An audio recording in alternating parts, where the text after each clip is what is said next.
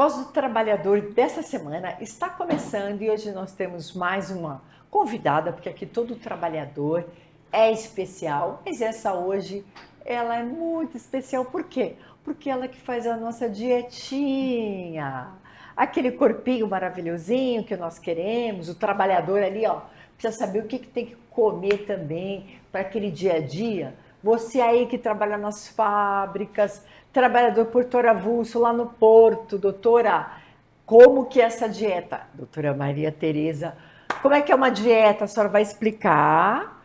E essa é a nossa convidada de hoje. Ela vai contar tudo, não só as dietas, mas também contar um pouquinho aí da vida laboral dela. Mas antes, nós vamos agradecer, como sempre, o nosso querido Bianchi, que deu aqui o espaço para a Voz do Trabalhador, os nossos queridos que fazem toda a nossa produção aqui, a nossa Juliana Albuquerque, o seu excelentíssimo marido ali, o Alessandro, tá faltando o resto da família. E também o Marquito, né, que faz tudo aqui, olha, a produção visual, a roupa Carmen Stefanos, né, gente?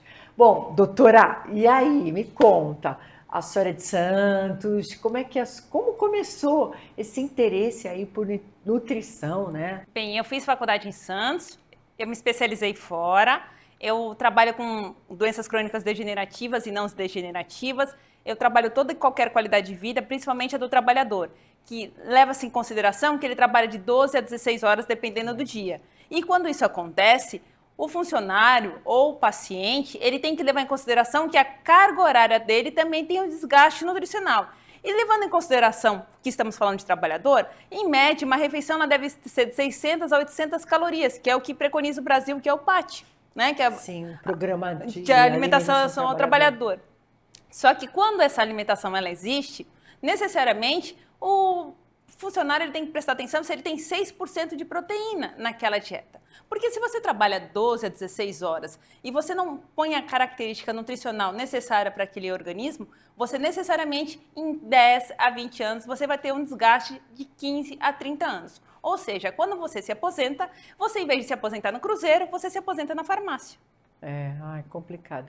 Doutora, mas aí a senhora é de Santos mesmo, já trabalhou CLT ou não? Nunca, a senhora é pessoa jurídica, né? Eu sou pessoa física e jurídica. E jurídica. Porque você trabalha, hoje você trabalha onde? Hoje eu trabalho para Na Petrobras. Petrobras. Mas é concurso, né? Como Petrobras. pessoa física. Eu tenho um consultório, eu trabalho numa academia, eu presto assessoria para equipes de corrida e assessoria também para equipes de saúde. Vai ser difícil, então, contar toda essa vida laboral dela, mas eu vou tentar só agora o comecinho. Mas na questão que nos interessa mais, vamos puxar aqui para o trabalhador, a senhora trabalha, então, nutrição com esse Petrobras, né? Isso. Com esses trabalhadores. Sim. É o cardápio deles, é isso? Sim, normalmente nós trabalhamos com os credenciados e os funcionários, né? Tá. Os credenciados são aquelas pessoas que vão até o consultório ou o funcionário, por exemplo... Dentro da Petrobras? Isso. Por exemplo, tem os embarcados. Sim. Os embarcados que vão ao consultório, a gente tem que reorganizar a alimentação deles porque eles passam 15 dias em navio e 15 dias em terra.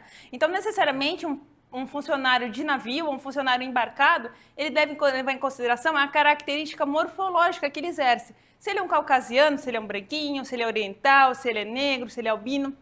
Porque todas essas características influenciam na qualidade de vida futura dele. Com a Petrobras, então, olha, eu não sabia também, que legal. Né? A gente quer falar um pouquinho da vida laboral, mas vamos falar dessa questão da Petrobras, eu achei interessante. Então, dentro da Petrobras tem essa parte, né, de nutrição, que a senhora é responsável, e ali a senhora vai falando o que seria mais interessante não, o que seria saudável para a vida daqueles trabalhadores ali, todos. Administrativo, todos os trabalhadores, a senhora atende a todos ali? Sim, todos que vão ao consultório ou que têm necessidade de ser atendidos, porque a nutricionista dentro da empresa, ela é considerada o fator eletivo, mas de grande participação, até 25% a 30% dos funcionários levam isso de forma veemente, porque a característica quando você passa pelo exame todo ano, a nutricionista é eletivo, mas os funcionários de mergulho, os funcionários administrativos, todos eles passam. Motivo: quando você leva em consideração a característica de uma pessoa que trabalha sentada 12 horas por dia, ela tem uma gordura abdominal até 30%. E essa gordura de 30%, com o passar de 10 a 15 anos, a pessoa infarta de forma significativa. Sempre essa área ali, né, que é aquele polo industrial, né, das empresas, sempre teve esse problema de pó, de poeira, da insalubridade em si ali que tem os trabalhadores. Teria, assim, algo que ajudasse nessa questão de nutrição para o corpo, para se proteger, para melhorar? Já que essa área, ela realmente, ali todo mundo recebe. A senhora recebe insalubridade ali, periculosidade, tem que receber. Depois a senhora me fala se não recebe. Sim. Mas assim, tem alguma influência ali na alimentação também? Basicamente, todos que trabalham com característica de pó, poeira ou algum artifício, eles recebem por insalubridade. Só que o detalhe é, você deve usar alimentos com fonte de folhas verdes escuras, deve usar o própolis, deve usar beterraba, espinafre, rabanete, que são alimentos que ajudam no sistema imunológico.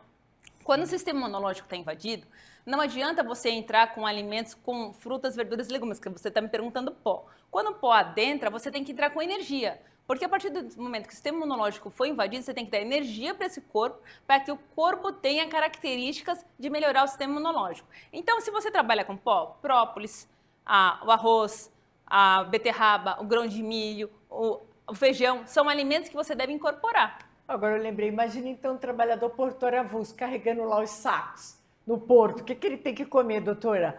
Que eles assistem bem o programa ali. Qual é a alimentação desse trabalhador? Basicamente, eles comem de forma veemente, em concentração de calorias. O que eles não comem em relação de vitaminas. Um exemplo, você no porto come aquele famoso dobradinha, o arroz, o feijão, Sim. Mas esquece de uma banana, esquece de uma laranja.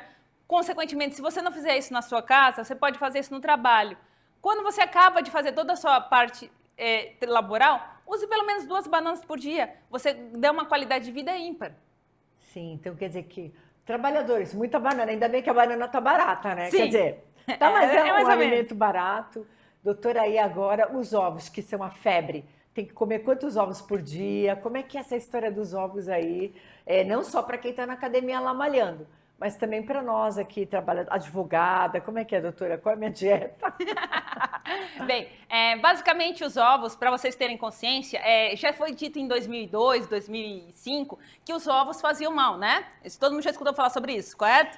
Sim, que era. Só que o ovo, ele não faz mal desde 1950. Vocês que são trabalhadores, comecem a prestar atenção nisso. O ovo, ele tem uma característica de albumina, de proteína, de vitaminas e minerais. Você consumindo de 6 a 8 ovos por dia, você dá uma qualidade de vida ímpar, você não tem dores articulares e você melhora a sua cognição de sono. Olha como ela é técnica e rápida, mas a gente vamos conversando. E o que acontece muito também, essa questão de contaminação, cruzeiros, essa comida aí que todo mundo passa mal. O que acontece, doutora? Qual é a origem dessas situações? É porque o alimento fica lá muito tempo, aí o pessoal vem e come. Qual a origem disso? A mesma origem do cruzeiro, a mesma origem de um buffet de um casamento, é a mesma origem de uma atividade de um funcionário. Chama-se contaminação cruzada. Vem a contaminação cruzada pela empresa, se for o caso, e vem a contaminação... Cruzada, como assim a senhora quer dizer? Cruzada? Cruzada é assim, a parte... Eu sei a amamentação, mas agora a alimentação cruzada. A parte suja, quando a bandeja sai, entra em contato com a parte limpa. Essa é pela empresa. E tem a contaminação cruzada do comensal, que é quando o comensal, né, o funcionário, ele pega num garfo ou alguma coisa a pedido, e aí o de trás esfregou o nariz ou qualquer outra parte do corpo, pegou no mesmo colher, e aí o outro vem na sequência. Então, existe a contaminação pela empresa e a contaminação pelo comensal. Qual é o correto para que essa contaminação não aconteça? Não haver essa contaminação cruzada do que o lixo que sai e a comida nova que entra, pela empresa. E do funcionário ter alguém para servi-lo, ou quando ele for servi-lo, usar luva plástica. E com relação aos cruzeiros, a gente ainda tem a contaminação via ar, né? Que apesar de todos os ar-condicionados serem bem higienizados, que não agrega muito a minha função, mas que isso acabou ocorrendo, você tem a contaminação cruzada do cliente que está porcionando, da empresa que na hora de trazer o produto, ou quando a qualificação da validade do produto está para vencer. muitos dos casos é usado o produto próximo do vencimento, não vencido, nunca, Sim. mas próximo do vencimento. Então, quer dizer que o trabalhador, ele tem que trabalhar, evidente, nesses locais, com todas as proteções que deveriam ter, né? Por exemplo, no caso aí desses que trabalham na cozinha, São os EPIs. luva, a touquinha, e mesmo assim ainda acontece essas situações de contaminação. Bom, mas enfim, falamos bem da parte técnica. Agora a gente quer saber o seguinte, doutora, a senhora falou que trabalhou registrada, Sim, a senhora trabalhou registrada, a senhora é pessoa jurídica. sim. E dá para fazer tudo isso aí ao mesmo tempo ou foi por partes? O primeiro trabalho da senhora? O primeiro trabalho E foi... se formou quando? eu me formei em 2002. 2002, Faz tá. alguma quantidade de anos. Pouquinho, pouquinho. O primeiro trabalho ele é registrado, né, como todo funcionário. Você agrega valor, você cria experiência, que todos começamos assim. E aí depois que você começa a agregar valor e ter conhecimento, porque a parte de nutrição, o que qualifica ela é você conhecer o indivíduo como um todo. E você só consegue o indivíduo como um todo quando você passa a ter anos de casa. Então, necessariamente, a gente deve começar pela parte como pessoa física, como funcionário, para agregar valor, para aprender com os mais velhos, aprender a estrutura de uma empresa. Quando você aprende o todo, você consegue avaliar o indivíduo. É como Hipócrates falava, faça da tua alimentação teu medicamento teu alimento. Só que primeiro você tem que olhar para o todo, para depois olhar para si. Sim, sabe o que eu achei interessante? É verdade, você começa, todo mundo é como se diz, tem que começar ali de baixo. Você vai galgando. Você se formou em nutrição, aí você já entrou direto na tua área e começou registrada, é isso? Sim. Aí depois que você foi adquirindo experiência, que isso aí são para todas as áreas, aí você começou a dar os teus voos, alçou e tá aí dando assessoria, né? A doutora Maria Tereza Maria Tereza Santos. Santos, a doutora Maria Tereza. E nas assessorias hoje, né? Tirando um pouquinho aí do trabalhador, a gente vai fugir um pouquinho. Nas assessorias, você pega todos os tipos de indivíduos, né? Um gordinho, um magrinho, uma que quer perder aqui, uma que quer perder ali. O que você acha assim que é mais comum assim para a pessoa que não consegue perder aquele peso que precisava? Normalmente, quando a pessoa não consegue perder o peso que precisa, das duas uma. Ou ela não tem tempo para se alimentar, ou ela não ingere água suficiente. Lembrando que água é 35 ml por quilograma de peso. Nunca qualifique 2 litros ou 1,5 litro para todo mundo, por favor. Então, quando você vai e encontra um funcionário assim, ou um paciente assim, um cliente assim, 35 ml por quilograma de peso para água e necessariamente você lembrar dos horários de comer. Nunca os horários eles devem ser de acordo com a característica da nutricionista. Os horários devem ser de acordo com a característica do paciente. É esse o diferencial. Quando você olha para o ser humano como um indivíduo e você qualifica a vida dele sem julgar, você consegue com que ele emagreça. Esse é o diferencial. Olha, gente, eu gostei dessa ideia. Vou olhar, você vai ter que olhar para mim e me dizer que eu tenho que comer muita coisa e vou emagrecer. Bom, agora nós vamos para um break rapidinho. Vamos tomar água, porque a doutora está aqui hoje e não vamos nem querer o cafezinho, tá? Já voltamos, já já.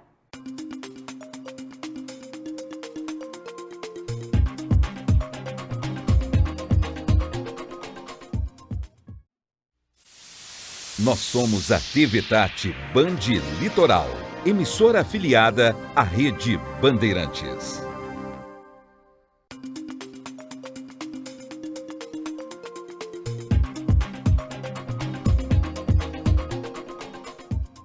Voltamos aqui com a Voz do Trabalhador e nós conversamos aqui com a Tereza aí nesse break. Agora eu tenho que inverter o programa, né, Alessandro, Ju? A gente falou de toda a parte de trabalho, o que o trabalhador tem que fazer. A gente estava aqui conversando do currículo dela. Doutora, ela fez simplesmente França, Estados Unidos. Agora, peraí, calma, não vamos acelerar. Eu quero saber o seguinte: quanto tempo você ficou fazendo e qual que você fez na França? França, Paris ou outro local? Não, França, Paris. Quando a gente aprende sobre As doenças, elas são de características clínicas, mas elas são de características genéticas. Quando você avalia um paciente, você avalia através dos códigos genéticos. E quando você entende isso, você qualifica que as doenças, elas têm um fundo emocional, um fundo clínico ou um fundo genético. Há um exemplo simples, a anemia falciforme que o negro tem. Quando você verifica um exame, você tem que verificar como aquele paciente é. Por exemplo, o caucasiano, ele é de estrutura branca, abaixo de 1,90 m, e necessariamente ele vai ter mal de Alzheimer, ele vai ter alterações metabólicas inerentes àquela... Meu marido é um caucasiano? É um caucasiano. Então, quando você agrega valor olhando para a genética do paciente, você não perde tempo com dietas da moda, porque as dietas, com todo respeito, elas não facilitam a vida das pessoas, elas dificultam. Porque quando você volta para o radical e você estuda sobre as dietas, você volta para Hipócrates, né, que é o pai da medicina, American College, e Charles Darwin, que é o pai da biologia. Você identifica que essas dietas não funcionam para ninguém. Quando você avalia o paciente como indivíduo através do código genético dele, você tem uma melhor qualidade de vida. Foi isso que eu aprendi lá.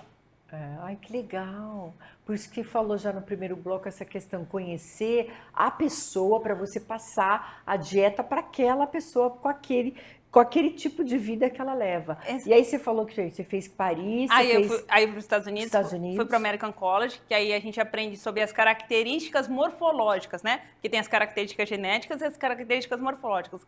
Quando você entende as características morfológicas, você entende como aquele indivíduo vai fazer a performance do exercício, a performance do trabalho, a performance da vida. Mas aí, voltando para o Brasil, a gente aprende que não necessariamente tudo isso vai englobar, que eu ainda tenho que verificar as características gastrointestinais, que o Brasil ele é um grande líder nisso. E aí você vai para o nordeste do país para aprender sobre as características gastrointestinais do mundo. Nossa, bom, já me perdi, mas agora voltando. Então, quer dizer, todo esse currículo aí é uma bagagem que dá para fazer uma dietinha. Mas vem cá, doutora, só tem dieta da moda, é a dieta da banana, a dieta da água. A senhora... a gente quer saber o seguinte, dieta e exercício. Nunca tomar nada, remédios, a gente quer dizer, né? Esses remedinhos para ajudar a perder peso. Os remédios, quando eles são identificados por característica clínica, que levam o paciente ao falecimento ou com características que levam a doenças crônicas degenerativas, sou totalmente a favor. A partir do momento que você usa para características de fins clínicos somente para emagrecimento, você só danifica seu fígado, rim e pâncreas. Você não ganha nada em relação a isso. Em 3 meses depois que você para dos medicamentos, o corpo volta ao normal. Porque existe uma coisa dentro do seu corpo chamada taxa metabólica basal. Você já viu isso em algum exame seu? Procura aí em casa.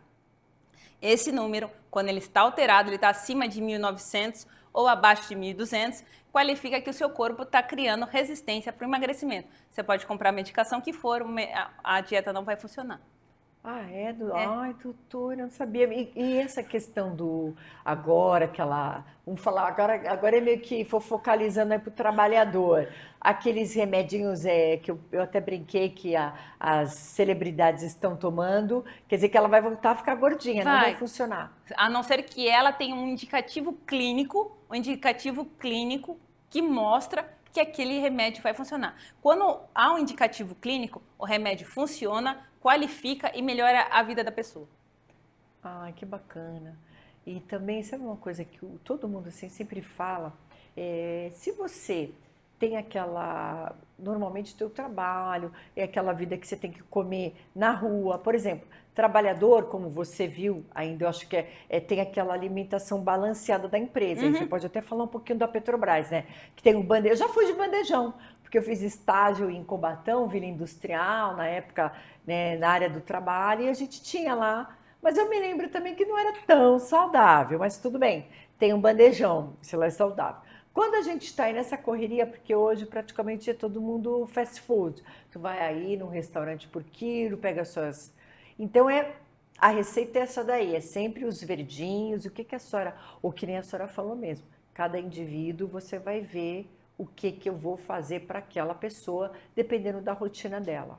Sim, mas levando em consideração, né, a biodisponibilidade do Brasil e a facilidade do trabalhador, se o trabalhador de manhã pega uma xícara de café, uma fatia de pão, uma fruta, que seja uma banana, no meio da manhã ele leva 2 ovos, que também tem uma consideração fácil, Ele almoça um tubérculo, que inhame está bem mais barato que arroz nesse momento, tá? Um inhame, uma folha. Ele come 4 a 5 ovos e uma porção de feijão, ele se alimentou. E aí à tarde ele come mais 4 bananas, ou seja, ele comprou uma pinca de banana para 3 dias. Ele resolveu a problemática dele com baixo custo e de forma viável. Sim. Então, se você pega em consideração, a grosso modo, um pacote de biscoito, ele custa um X, de 6 a 8 reais. Se você pega uma penca, meia dúzia de banana para um trabalhador no dia, dá o mesmo valor. Então, às vezes, é a facilidade da compra que dificulta. O que facilita a nossa vida é quando você faz isso de forma antecipada. Sim. Antecipada, eu digo, 2 dias. Você compra a comida para daqui a 2 dias. Você consegue ter uma qualidade de vida melhor. E como você falou, é barata, né? O doutora tá no bolso aí, porque hoje, até com o salário mínimo, que é baixo, os alimentos que estão sempre nessa inflação que está corroendo aí o salário, os trabalhadores sofrendo, quer dizer, eles podem fazer uma dieta que é barata, né? Agora, uma coisa que é bom a gente falar aqui, que feia essa especulação, principalmente agora aí do Rio Grande do Sul, que eu já até ouvi falando de arroz, que arroz a gente tem que eliminar, com todo respeito, mas que realmente não está na nossa dieta, né? E já vem gente falando, olha, vamos guardar alimentos, vamos fazer já uma reserva, porque vai ter, principalmente no Rio Grande do Sul, né, doutora? Então, quer dizer, essa questão do arroz, né, a gente pode pensar nisso. Vamos, realmente, a gente não tem essa necessidade. Não tem essa necessidade. Você não precisa sair correndo para o mercado, né? A gente está falando, não chegou, eu não sei se a senhora já viu, não chegou essa loucura aqui ainda em São Paulo, mas muitos lá para o sul estão correndo para o mercado para comprar arroz, para comprar tudo que não pode. Então tem que ir para a feira, comprar uma bananinha, né, doutora? Por exemplo, grosso modo, o quilo de inhame do estado de São Paulo está R$10 o quilo. Você comprando 5 quilos de inhame, você alimenta 4 pessoas por 3 dias. Em vez de você ir em busca do arroz, que é quase R$25 um pacote de 5 quilos. Sim, e agora eles aproveitam muito, né? A gente pode até falar aí dessa tragédia que está acontecendo no Brasil, para especular, principalmente os preços dos alimentos, que já está caro, e eles estão aproveitando desse momento para fazer especulação, para levarem as pessoas para mercados, para sair correndo atrás de arroz, sair atrás enfim, leite, porque até, né, eles estão falando, olha, agora vai diminuir a produção. Ah, bem lembrado. Quer dizer, então, que o leite também, né, doutora, é nosso inimigo número 1. Você aí que fica aí correndo atrás do mercado de leite, fica na sua casa. Fala, doutora, do leite, principalmente. Arroz, leite, fica em casa. Toma vergonha, não fica especulando, não.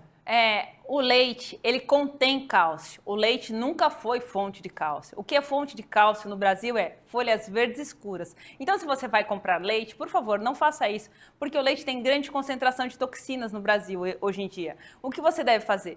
Vá à feira, compre alface, tomates, carola, folhas verdes. E aí, se você vai na feira a partir das 11 horas da manhã, você compra de melhor acesso, de melhor valor e ainda com melhor preço. E você coze ou faz em forma de salada, seu filho ou você vai ter melhor qualidade de cálcio do que o leite. Às vezes eu penso isso, eu acho que as pessoas manipulam o mercado, e aí o que acontece? Eles colocam isso agora na cabeça, imagina, você vê que tudo que está falando, especulando, e são produtos, alimentos que não fazem bem para o trabalhador. Né? Sair correndo atrás de arroz, sair correndo atrás de leite, né? Não vamos também aqui crucificar a carne. Sim! Não vamos assim exorcizar, não vamos... Mas assim, também vamos combinar que a carne não... tudo bem que o gaúcho gosta de churrasco e tal, mas todo dia também, doutora, vamos dar uma maneirada? O que a senhora acha aí na carne? Eu concordo, se você pudesse usar durante a semana os ovos e o frango e a carne vermelha uma vez por semana, seria de extrema valia, porque o que a carne vermelha tem é a fonte de vitamina B12. Se você consumir, por exemplo, a penca de banana que eu lhe falei, ou o inhame, ou a cenoura, não necessariamente você vai ter um aporte suficiente, mas você vai ter um aporte ideal, porque no resto do dia você vai usar outro tipo de fonte de carboidrato, que é uma batata. A batata inglesa ela também faz a mesma função. Então, quando você usa a carne vermelha todos os dias, levando em consideração o nível de toxina que estão nos alimentos, e é isso que você tem que prestar atenção. Quando você tomava um copo de leite há 25 anos atrás, você tinha uma qualidade de vida. Quando você toma um copo de leite hoje, o seu médico deve ter relatado que você está inflamado. É só um exemplo. Então, você usar isso algumas vezes por mês, não vejo problema nenhum. Mas você usar de fonte todo dia a carne vermelha, você vai trazer prejuízo para o seu corpo. Muito bom, muito bom. Até porque a gente tem tido muitos trabalhadores aí com problemas na questão, né, de saúde, pressão alta, porque abusa muito. Então, trabalhador, você aí fique ligado que quando você vê que comida barata é comida boa. É comida e boa. eles colocam, né? Você tem que gastar horrores. Não é verdade, doutora? Tem essa conotação, né? Mas o nosso tempo está acabando, o Alessandro está ali mostrando meu tempo, eu já estou meio preocupadinha. Mas eu quero te agradecer, viu, querida, aqui pela participação, saber um pouquinho da sua história, dessas dicas para o trabalhador aí de uma boa alimentação. Boa alimentação, queridos, não é comida cara, não é correr em mercado atrás de especuladores, é você comer barato e comer bem. Muito obrigada. Eu te agradeço. Muito obrigada pelo convite. Tchau, tchau e até o próximo programa Voz do Trabalhador.